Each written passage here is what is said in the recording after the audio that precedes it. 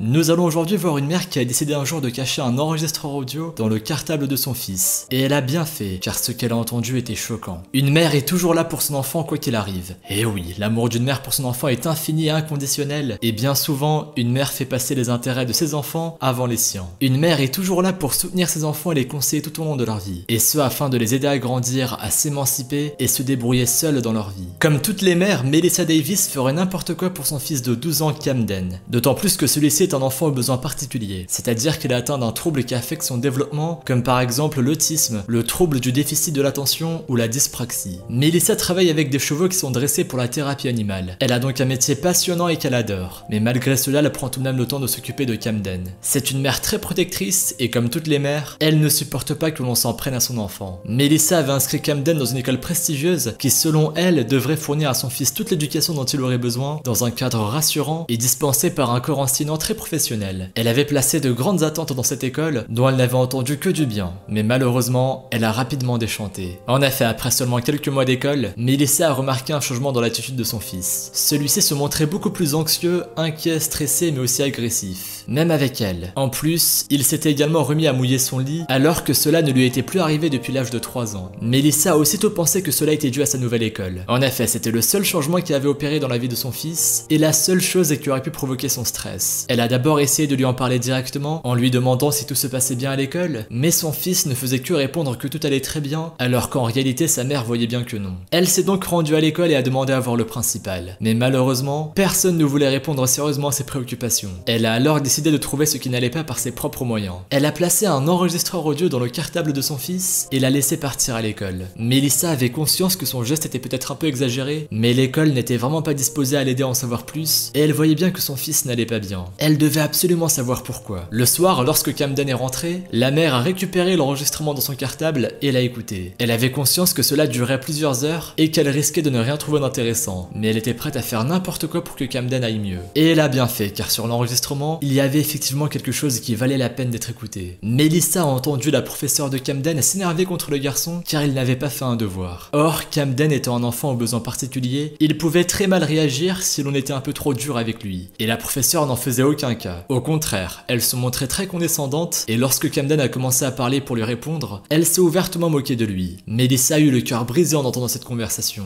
Et encore, elle ne savait pas que le pire était à venir. Un peu plus loin dans l'enregistrement, elle a entendu cette même professeure parler avec l'une de ses collègues. Apparemment, elles étaient seules dans la salle de classe, mais elle n'était pas très loin du cartable de Camden. Elle parlait de Camden dans des termes très méprisants et dégradants, et elle jurait même de temps à autre. En entendant cela, Melissa avait envie de pleurer, mais elle ne voulait pas en rester là. Maintenant qu'elle avait une preuve du mal-être de son fils dans l'établissement scolaire, elle a demandé à nouveau à parler au principal de l'école. Mais une fois de plus, l'école a ignoré ses préoccupations et l'a renvoyée chez elle après une conversation très peu concluante. Melissa ne voulait pas que d'autres enfants aient un jour à subir ce que son fils avait subi dans cette école. Elle a donc diffusé son histoire sur Facebook avec l'enregistrement à l'appui. Dès lors que l'histoire a commencé à faire parler de l'école et à lui apporter une mauvaise réputation, le principal de l'école a enfin consenti à faire quelque chose. L'école a publié un communiqué public dans lequel ils informaient que l'une des deux professeurs en faute avait été renvoyée et l'autre serait remplacée dès la fin du semestre. Puis Melissa a été invitée à venir discuter avec le principal. Melissa ne voulait pas seulement discuter, elle voulait que tout le monde sache ce qui était arrivé à son fils et que cela n'arrive plus jamais, surtout pour les autres enfants aux besoins particuliers. Elle a donc engagé un avocat, puis elle a fait une annonce publique dans laquelle elle disait que son fils devait être le dernier à avoir subi une telle injustice et une telle humiliation.